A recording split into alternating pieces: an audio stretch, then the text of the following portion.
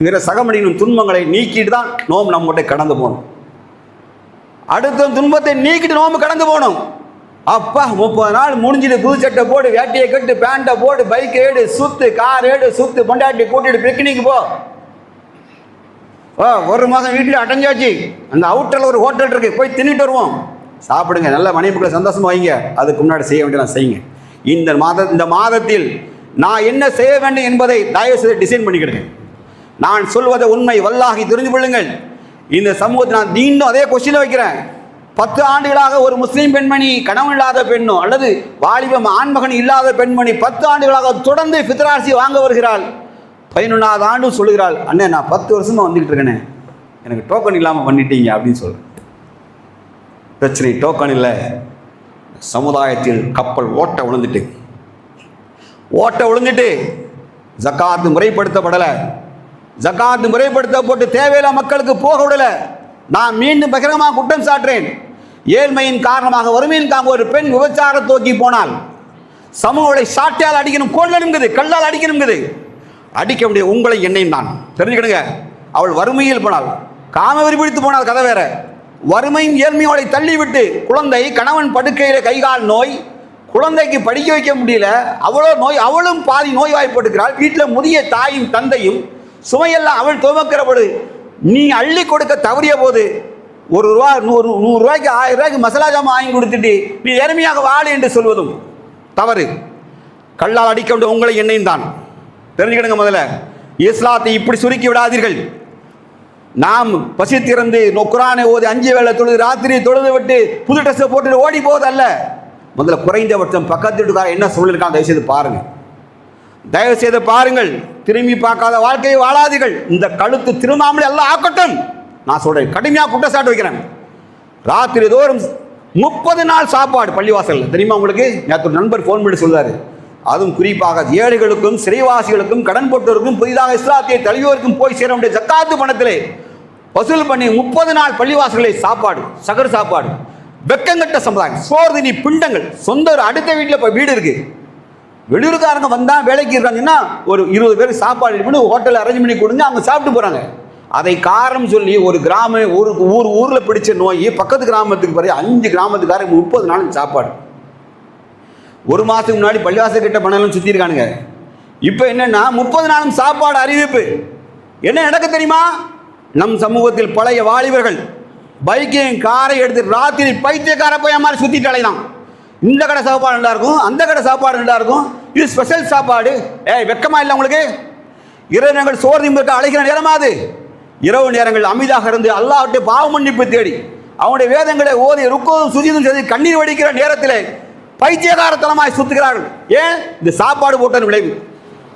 நாங்கள் சாப்பாடு போடுவோம், யாருக்கு தெரியுமா? லாஸ்ட் 10 நாள் விவாதத்து பண்ண வரோம், அவனுக்கு மட்டும்தான் கொடுப்போம். 10 நாள் மட்டும்தான், 30 நாளும் கிடையாது. வெளியூர்லேருந்து வருவாங்க. ஏன்னா நாங்கள் ஹிஜ்ரியை ஃபாலோ பண்ணுறதுனால அங்கங்கே தனித்தனியாக இருக்கிற மக்களாக ஜாயின்ட் ஆவாங்க. லோக்கல் மக்கள்லாம் கிடையாது எங்களுக்கு. அந்த மக்களை நாங்கள் சாப்பாடு லேடிஸ்லாம் வருவாங்க, அரேஞ்ச் பண்ணி தான் ஆகணும். ஆனால் என்ன எனக்கு ஊர் சாப்பாடு. என்ன ஊர் சாப்பாடு? 12 லட்சம் ரூபா, 40,000 ஒரு நாள் சாப்பாடு கணக்கு போட்டிருக்காங்க. அந்த ஊரில் 40,000 ரூபா சாப்பாடு போட்டிருக்காங்க. 12 லட்சம் ரூபா. அந்த ஜமாத்தில் ஏழை இல்லை, விதவைகள் இல்லை, நோய்வாய்ப்பட்டவங்க இல்லை, கடன் பட்டம் யாரும் இல்லை. உங்களுக்கு சோறு முக்கியம் இல்லையா? வெக்கமா இல்லை உங்களுக்கு? லைலத்துல் கத்ர் இரவுன்னு வச்சுட்டு 27 நம்ம டேட்டை ஃபிக்ஸ் பண்ணி வச்சுட்டு அன்னைக்கு பார்த்தீங்கன்னா பள்ளிவாசல் ஒரு பக்கம் வயசானங்களாம் உட்காந்து ஒரே திக்கு பாட்டு பாடிட்டு கிடக்க வேண்டியது. இவனை உள்ள பைக் எடுத்து கிளம்ப வேண்டியது. மக்களே, இந்த நோம்பு எதுக்கு வந்துச்சு? இந்த குர்ஆன் எதுக்கு இறங்குச்சு? நம்முடைய கடமை என்ன? நம்ம என்ன செஞ்சுக்கிட்டு இருக்கோம்? எப்போ உயிர் டக்குன்னு அடிச்சு தூக்கிட்டு போய் உயிர் ஒரு அடி தான் நைட்டு சுத்தும்போது தூக்கிட்ட. லைலத்துல் கத்ர் இரவு கிடையாதுக்கப்பா, வேற. தயவு செய்து புரிந்து கொண்டு இந்த நோன்பை அல்லாஹ் நமக்கு பாக்கியமாக ரீச் பண்ண, யார் இந்த மாதத்தை அடைகாரோ நோன்பு வைக்கட்டும். அந்த மாதத்தை எட்டதே பாக்கியம். அடுத்த ஆண்டு நாம் இருப்போமா இல்லையா அல்லாஹ் யாருக்கும் தெரியாது. கிடைத்த மாதத்தை என்ன செய்தோம், என்ன சாதித்தோம் என்பதை தயவு செய்து ஆத்மாக்கள் உணர்ந்து கொள்ளட்டும். மக்களை இறையச்சத்தை தயவு செய்து வேறொரு துணியிலையும் பாருங்கள், செயல் வடிவம் கொடுங்கள். தனித்திருந்த அழுவதையும் பற்றி இறையச்சம் என்று கருதி விடாதீர்கள். அது வேற டெப்தா போகுது, வேற டெப்தா. திருக்குர்ஆன் பேசுது இறையச்சத்தை பற்றி பேச சொன்னல. உறவுகள், ஏழைகள், அனாதைகள், சிறைப்பட்டு கடன் போட்டு ஃபீஸ் அல்லாஹ்வின் பாதையிலே துன்புறுத்தப்பட்ட மக்களுக்கெல்லாம் நீங்கள் கஷ்டத்தை நீக்காத இறையச்சம் என்று சொன்னால் போலி இறையச்சம். இப்படியெல்லாம் இஸ்லாம் வேற சிஸ்டத்தை வச்சிருக்கு. ராத்திரி நின்று வணங்கு, பொறுமையாயிரு, உண்மையை பேசு, அல்லாஹ்க்கு முற்றிலும் சரணடைந்து வாழு, தர்மம் செய்ய என்று சொல்கிறது. அவர் தான் இறையச்ச முடியும். அவருக்கு தான் சதா நீரைகள் ஓடுகிற சொர்க்கம் இருக்கு.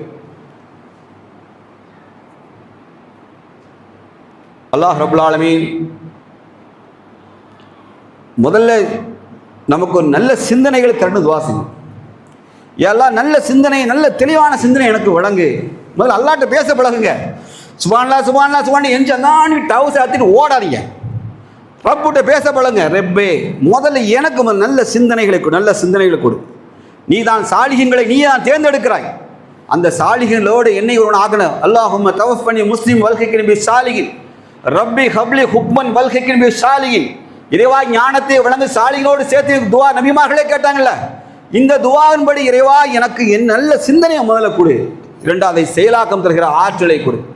என்னை நல்ல முஸ்லீமாக யாருடைய கரத்தால் சொல்லுங்க, யாருடைய அடுத்த வரி நாவால் சொல்லுங்க பிற முஸ்லீம் பாதுகாக்கப்படுகிறாரோ அவர் தான் சிறந்த முஸ்லீம். He is the best Muslim.